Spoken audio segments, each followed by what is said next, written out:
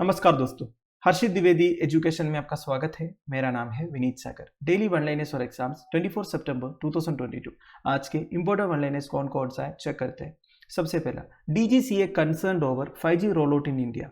India का telecom department 5G roll out के लिए प्रिपेयर हो रहा है। At the same time India का aviation security regulator that is directorate general of civil aviation कुछ कंसर्न्स रेज किया है over the evident interference of 5G C band spectrum with plane radio अल्टीमीटर्स।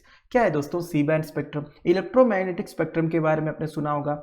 तो इलेक्ट्रोमैग्नेटिक स्पेक्ट्रम में 4 gigahertz से लेके 8 gigahertz तक का फ्रीक्वेंसी रेंज को सी बैंड बोलते हैं दोस्तों। बेसिकली सैटेलाइट ट्रांसमिशंस के लिए वगैरह सी बैंड यूज करते हैं। सी बैंड यूज करने से जो डाटा ट्रांसमिशन का स्पीड है वो 100 टाइम्स फास्टर होगा। तो 5G में भी ये सी बैंड स्पेक्ट्रम यूज कर रहा है दोस्तों।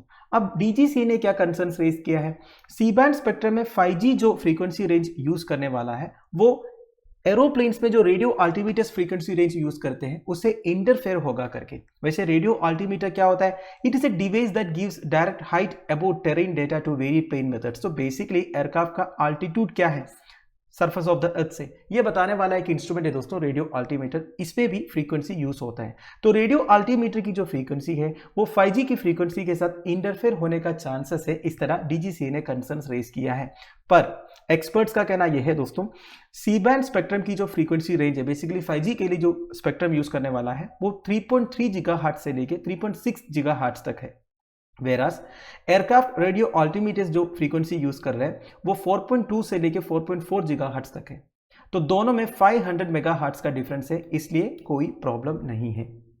अगला है टोमिस्टोमा। टोमिस्टोमा क्या है? एक क्रोकोडिलियन फ्रेश वाटर स्पीशीज है दोस्तों, native to south east Asia. इसे फॉल्स घड़ियाल भी बोलते हैं। International union of conservation of nature का रेड लिस्ट में एंडेंजर्ड स्पीशीज है दोस्तों। And these crocodilians are restricted to rivers, lakes, swamps in low-lying areas, especially the peat swamp forest of Borneo, Sumatra and Malaysia। देखिए Borneo island के बारे में आपको पता ही होगा दोस्तों। बोर्नियो दुनिया का लार्जेस्ट आइलैंड है जहां पे 3 कंट्रीज की टेरिटरी है। One is ब्रूने, second is Malaysia, third is Indonesia. तो बोर्नियो, सुमात्रा, मलेशिया के फॉरेस्ट में आपको ये टोमिस्टोमा देखने को मिलेगा। रिसेंट स्टडी से ये पता चला दोस्तों, ये टोमिस्टोमा कि हैबिटेट डिग्रेडेशन हो रहा है because of human interventions like palm oil plantation के लिए, इलीगल गोल्ड माइनिंग के लिए, ह्यूमन सेटलमेंट्स के लिए इनके हैबिटेट डिस्ट्रक्ट हो रहा है। इस वजह से टोमिस्टोमा आजकल ह्यूमंस को अटैक भी कर रहा है। वैसे टोमिस्टोमा का साइंटिफिक नेम है टोमिस्टोमा श्लेगली। It is a shy and reclusive species that typically retreats from areas with a high degree of human activity। तो जहां पे भी high degree of human activity होता है उधर से ये रिट्रीट करते हैं, पर इनके लिए अब हैबिटेट नहीं बचा है दोस्तों, इसलिए ये ह्यूमंस को अटैक भी कर रहे हैं इंडोनेशिया में। अगला है breakthrough agenda report 2022। Recently the breakthrough agenda report 2022 release किया है 3 ऑर्गेनाइजेशंस ने। One is international energy agency IEA, international renewable energy agency IRENA and the UN climate change high level champions. इनका objective यह है दोस्तों international collaboration में focus करना greenhouse gas emissions को रिड्यूस करने के लिए, फास्टली रिड्यूस करने के लिए।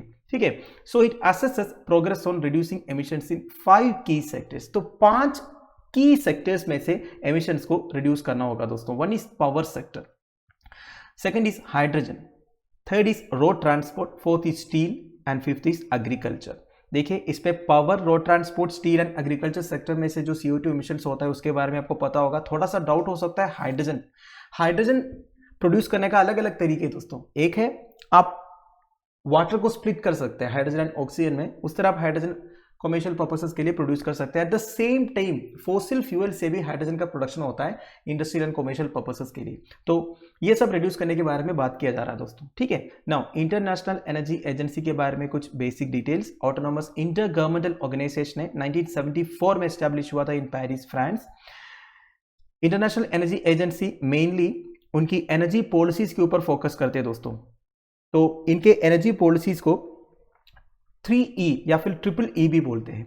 One is economic development, second is energy security, third is environmental protection. ध्यान दीजिएगा इंटरनेशनल एनर्जी एजेंसी का 3E's कौन सा है, एग्जामिनेशन में आपसे पूछ सकता है। ठीक है, तो लिख दीजिएगा economic development, energy security and environmental protection. अब IRENA के बारे में एक इंटर गवर्नमेंटल ऑर्गेनाइजेशन है, ऑफिशियली फाउंड हुआ था बॉन जर्मनी में जनवरी 2009 में। करंटली 164 मेंबर्स है। इंडिया भी एक फाउंडिंग मेंबर है दोस्तों, that is 77th founding member of IRENA। Headquarters है Abu Dhabi, United Arab Emirates में। तो basically it supports countries in their transition to a sustainable energy future. Basically आप इतना ही समझ लीजिए दोस्तों, रिन्यूएबल एनर्जी को प्रमोट करना है, फॉसिल फ्यूल से जो ग्रीन हाउस गैस एमिशंस होता है उसे रिड्यूस करना, ये सब IRENA का मेजर ऑब्जेक्टिव है। अगला है REC गेट्स महारत्न कंपनी स्टेटस। REC क्या है दोस्तों? Formerly rural electrification corporation limited था, अभी REC लिमिटेड है। एक पब्लिक इंफ्रास्ट्रक्चर फाइनेंस कंपनी है दोस्तों, इंडिया का पावर सेक्टर में एक पब्लिक सेक्टर अंडरटेकिंग है। ये इंडिया में जितने पावर प्रोजेक्ट्स होते हैं ना उसके लिए फिनेंस करते हैं। तो इन्हें अभी महारत्न स्टेटस दिया है दोस्तों। And REC Limited is the 12th company to be given the Maharatna status. तो बेसिकली REC एक नॉन बैंकिंग फाइनेंस कंपनी है जिसे 1969 में इनकॉर्पोरेट किया था। ऑब्जेक्टिव यह है to focus on the development and financing of India's power sector. ये मैंने आपको पहले ही बताया, इंडियाज पावर सेक्टर का डेवलपमेंट एंड फाइनेंसिंग REC का मेजर फोकस या ऑब्जेक्टिव है। नाउ महारत्न स्टेटस मतलब क्या होता है दोस्तों? इंडिया में जितने सेंट्रल पब्लिक सेक्टर एंटरप्राइजेस है इन्हें परफॉर्मेंस के हिसाब से अलग अलग स्टेटस देते हैं दोस्तों। वन इज महारत्न, फिर नवरत्न, फिर mini Ratna. Mini Ratna category 1 and category 2 होता है। महारत्न क्या होता है मैं आपको बता देता हूं। देखिए, ऐसे पब्लिक सेक्टर एंटरप्राइजेस जिनका 5000 करोड़ रुपए से ज्यादा नेट प्रॉफिट हो 3 कॉन्सिक्यूटिव ईयर्स के लिए, एवरेज एनुअल टर्नओवर जो है 25,000 करोड़ हो for 3 years, and average net worth 15,000 crore होना चाहिए 3 साल के लिए। तो ये 3 क्राइटेरिया फुलफिल करने से महारत्न स्टेटस दिए जाते हैं। उसके नीचे नवरत्न है, इसके नीचे मिनी रत्न है, ठीक है। It should also have footing in the international market and be listed on the Indian stock exchange. अब देखिए दोस्तों, इंडियन स्टॉक एक्सचेंज में ये कंपनी लिस्टेड होना चाहिए as an IPO, and international market में भी इनका एक फूट होना चाहिए, बेसिकली एक इंपॉर्टेंस होना चाहिए। अगला है धर्मशाला डिक्लेरेशन। देखिए, इंडियन स्टेट्स के टूरिज्म मिनिस्टर्स का एक नेशनल कॉन्फ्रेंस हुआ धर्मशाला हिमाचल प्रदेश में। उधर धर्मशाला डिक्लेरेशन अडॉप्ट किया है। मेजर ऑब्जेक्टिव यह है दोस्तों, developing sustainable and responsible tourism and position India as a global leader in the tourism sector by 2047। एक तो इंडिया में टूरिज्म को सस्टेनेबल एंड रेस्पॉन्सिबल तरीके से डेवलप करना है और टूरिज्म सेक्टर में इंडिया को as a global leader position करना है 2047 में, ठीक है। नाउ कॉन्फ्रेंस ऑर्गेनाइज किया था मिनिस्ट्री ऑफ टूरिज्म ने, एंड इधर इंडिया में टूरिज्म से रिलेटेड जितने भी इश्यूज है वो सबके ऊपर डिस्कशन किया, उसे सॉल्व करने के लिए क्या क्या करना चाहिए वो सब के बारे में भी डिस्कशन हुआ। अब देखिए, कुछ स्टेट स्पेसिफिक प्लान्स भी इधर बता रहा है दोस्तों। वेस्ट बंगाल का क्या है? Besides getting medical tourist, the state is also focusing on cultural tourism.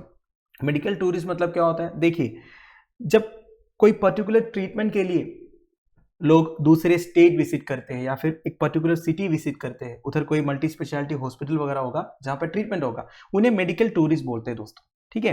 तो ऑलरेडी वेस्ट बंगाल में मेडिकल टूरिस्ट बहुत आते हैं। इसके अलावा recently UNESCO list of intangible cultural heritage में दुर्गा पूजा को इंक्लूड किया था।